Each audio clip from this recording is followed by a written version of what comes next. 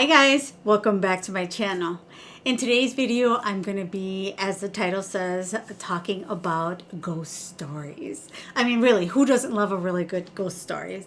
Honestly, if the ghosts do exist, I am absolutely terrified about coming across one or somebody, or going into a haunted house. But I do love a good story. And I mean, they're just, I don't know, to me, it's like a train wreck. You can't look away. So I figured for the month of October, I would research some ghost stories and talk to you about them once a week leading up to Halloween. And if you like it, maybe we might continue. Who knows? But I figured that this would be our spooky October, where I want to do it a little bit. I don't know if you've ever heard of Bailey Sarian. She does murder mystery and makeup. So for me, it would be ghost stories and makeup. And I want to do it kind of like in her format. I like the way she tells the story as she's doing her makeup. So that's what I'm going to be doing. Everything I'm using will be in the description box below. So let's get into it.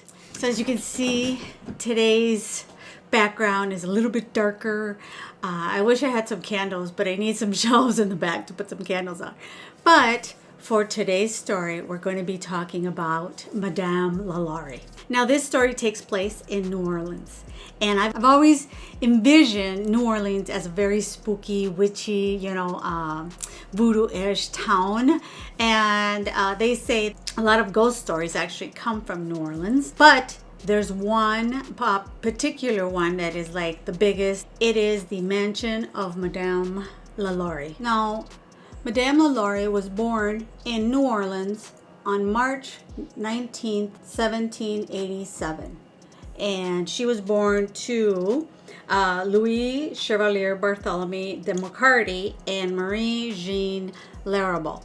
It's thought that they were a family that had left Ireland because their original name was McCarthy, but then it switched over to McCarty. Delphine's name was actually Delphine McCarty originally when she was single. Now, she was born, like I said, into this prominent family. They had a lot of money. They had this big plantations, and they had slaves.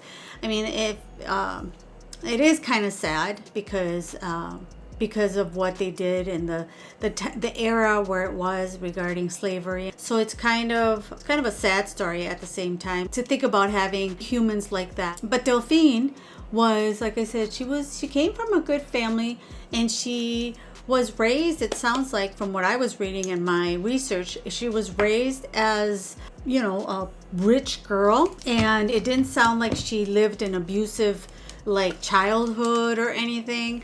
But one thing was regarding the slaves back in the day, the slaves used to, sometimes the plantation owners or the husbands used to have relationships with the slaves. And I think that because she heard that from her parents and that history, I think that's why maybe she grew up thinking that they were objects, and maybe she might have just kind of harbored that kind of hate. Well, they kind of say that she was really kind of considered one of the earliest documented serial killers. And actually, her story, you can find it in American Horror Story.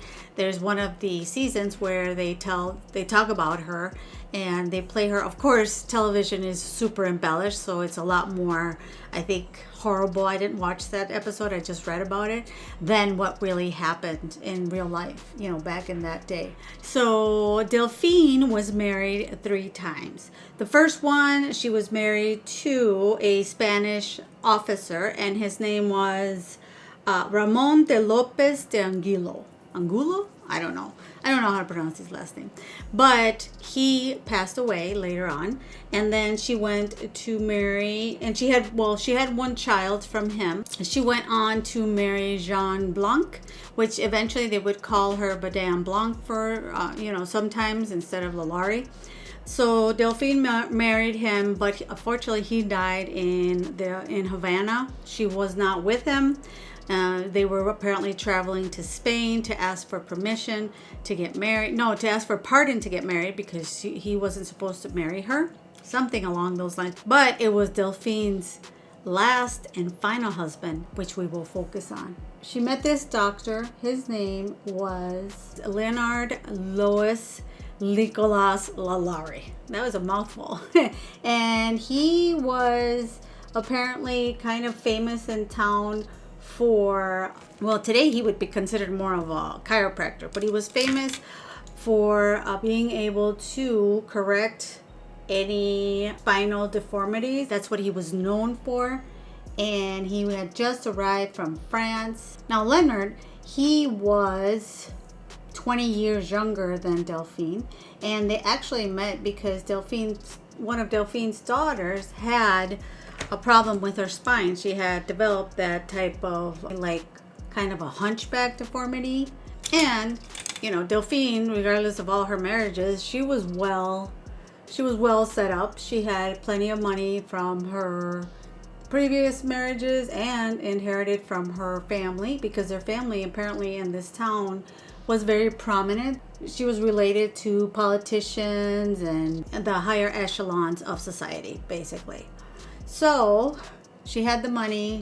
She heard about this famous doctor, and she took her daughter, and apparently he caught her eye. So they started like going out and having relations. And I have a feeling that he figured that he would have a nice sugar mama with Delphine.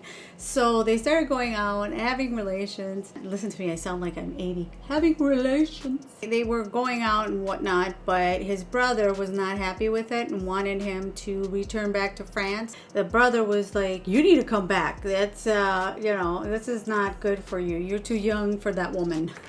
But it was too late at the time because he had impregnated her. So they basically had to get married, and that's how she became Madame LaLaurie.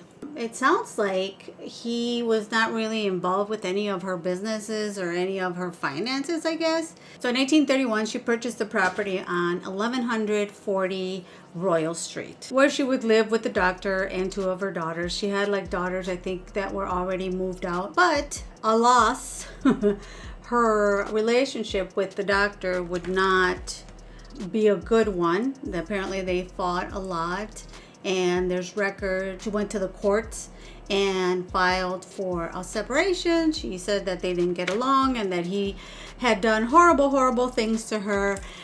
She didn't want to be with him anymore. So also, that's the other thing that they don't know, if maybe he mistreated her bad enough to where she was crazy, or she took it out on her slaves. Now, her slaves, unfortunately, were her beating posts. Every time she got upset and angry, she took it out on her slaves. And back in the day, there was some sort of law that protect the slaves from abuse, but she, in front of people, she was kind and nice. She was all lady of society, and she would display love and care for her slaves. But rumors have it that what she did in the back house where the slaves were kept was torture them and beat them and all sorts of horrible things. In fact, one of the stories says that Madame LaLaurie had apparently a little girl named Leah. She was combing Madame LaLaurie's hair and ended up, finding a knot or a snag, and obviously pulled on her hair. And apparently she got so mad that she chased her through the whole house with a whip. And obviously the little girl was trying to get away. She was like 7-8 years old. She was trying to get away and ended up the upper part of the house, and she got so close to the edge that she ended up falling to her death in the house's courtyard. What they did with the little girl, they say they later found her. I think they buried her in the house, in the back part of the house. Just really, really sad. This woman sounded like she was just very sadistic and horrible. It was hard to read in that sense. That part of it was really hard to read about. But then one of the neighbors kind of was suspecting that something was going on, and they kept kind of like reporting her, but they would never really find anything on her. They even sent a lawyer, because like I said, back then there was some sort of law against mistreatment of slaves. People were fined if they mistreated their slaves. They received fines. Of course, they never ended up in jail, but they should have been whipped and quartered, I think. Finally, the court sent a lawyer, and he came out, and he was, I don't know if what he saw, that when he walked out of the house, he was just really disgusted. It's like, why are they telling on this woman if she's just so kind and gentle and good to her slaves? So things kept going on, and apparently rumors came again, and they discovered that her slaves were malnourished and mistreated. They were malnourished and mistreated. So she ended up losing some of her slaves, but it's a sad story because she lost these slaves, and the family got them. She lost them to the family that got them and ended up selling them back to her. I just can't even think about it. It's like, oh my gosh, how horrible is that? I think as the slaves, I would have been like, are you kidding me? They're going to send me back? So all this happened, and it finally came to a head when on the morning of April 1834, the house started on fire, and apparently it started in the kitchen. The cook, who later on confessed to starting the fire, because the story goes that she was so afraid of making a mistake and ending up in the back room of this mansion, because apparently she's told them that whoever went back into that room never came out. So she was so fearful of ending up in that room that she started the fire to basically commit suicide. So when they discovered that the house was on fire, of course all the town came out to help, because like I said, they were these prominent people. And one of them said, the people that had suspected that she was evil, said, well, what about the slaves? We know that there's slaves there. And that she actually said, I don't know though, because a lot of the story changes depending, on the book and what you read and what what I saw when I was doing my research. There was a lot of accounts of what she said, what Delphine said, or what she did during the fire. But apparently she was more worried about her personal possessions, as far as her, expensive furniture. But what is common knowledge, or is, all these stories coincide, is that she didn't want to open the door to the room, or give the keys to the room in the back, because whether she wanted them to focus on her valuables, or she didn't want to be caught because of this, how the condition the slaves were in, it's unknown. But anyway, I think it was like the judge or the mayor, something like that. He ended up asking somebody else to help him, and they actually broke into the quarters where the slaves were said to be. And what they discovered was absolutely horrific. There was all these slaves in horrible, horrible conditions. They were chained. Again, there's a lot of accounts of how they were in the house. If they were chained, they were chained to the walls. But some people said there was like holes in. One man came out and he had a hole in his brain where she had, mixed his brain. He had a spoon in his head. He had mixed, and he was full of worms. Other people were chained to the point where their limbs were stretched out so much that they had kind of come off their sockets or their body. The slaves were also very malnourished. It looked like they were just skin and bones, besides all the torture that was done to them. And obviously when they took them out and the public saw them, then they took them to jail, apparently for a public viewing, which I don't understand. Well, apparently they're to protect them. So I guess, I don't know, protect them from Delphine? I don't know. But anyway, they were taken to, like I said, to a jail cell. But when the crowd went to see these people, they got so mad. They were like outraged and horrified by what she had done. And they all just kind of got together and said, hey, let's go and lynch this woman for her horrible, horrible crime. Unfortunately, fortunately for her, she had escaped, and they say that she moved to France, which kind of really makes me mad, because she should have paid for her crimes, for all the evil things that she did. But anyway, and they say that that's where she ended up growing old and dying. But some say she actually came back under a different name or something, because there's in the cemetery, I think it's Cemetery 1, something like that is what it's called. They found a plaque that says, here lies Delphine LaLaurie, blah, blah, blah. So they think that she might have come back. So anyway, going back to the house, the mob actually destroyed the house. I mean, they tore everything out of it. So yeah, after this, they sold it to another rich person. I don't exactly know the name, but they sold it, to a rich developer. And I believe he turned it was the mansion has been a apartment complex. After it was rebuilt, it was an apartment complex. It was a school, an elementary school. I believe it was like a music school as well. Actually, a little bit of trivia, actor Nicolas Cage bought the mansion. I think it was in late 2009 or something like that. That he bought this mansion because he liked to buy properties all over, apparently. I had no idea. And he liked buying all these properties.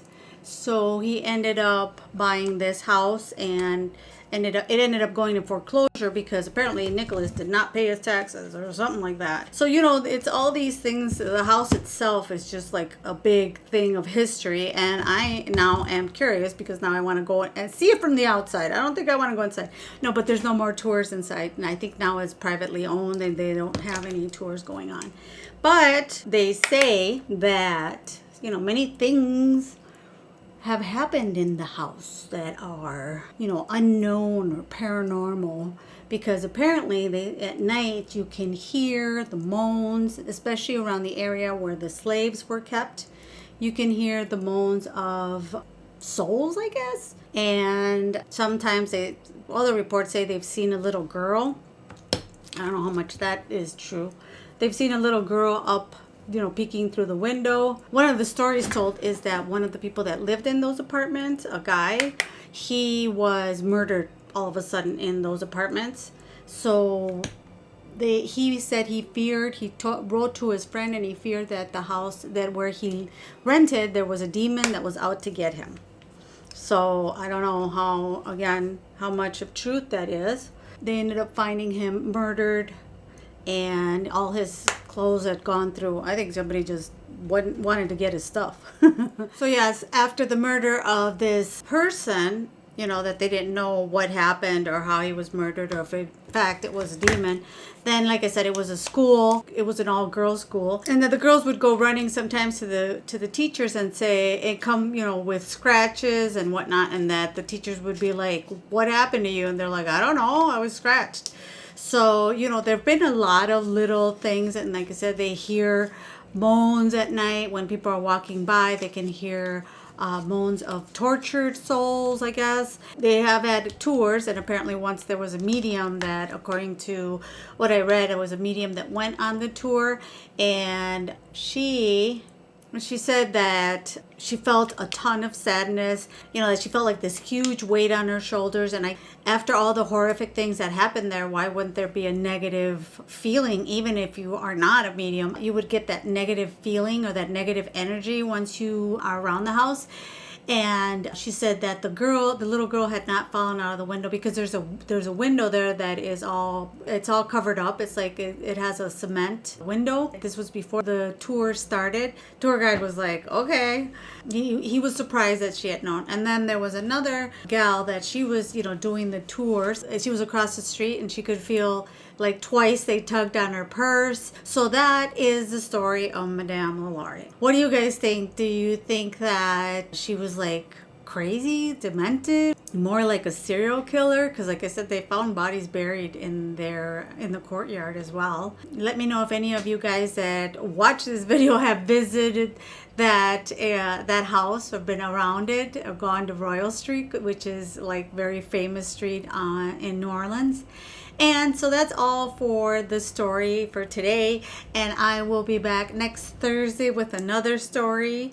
I hope you enjoyed this one. It's my first time doing makeup and doing the story, so I beg your patience. It'll get better for me telling the story and doing my makeup. but it definitely, you know, good ghost stories. I love them and I love to talk about them. And if you like this video and want to see the other haunted videos of this for the month of October, don't forget to subscribe and turn on your post notifications so you get notified when the next ghost story is uploaded. And don't forget to give this video a big thumbs up as it helps my channel. And as always, stay safe, stay healthy, stay away from those ghosts, and I'll see you in the next one. Bye.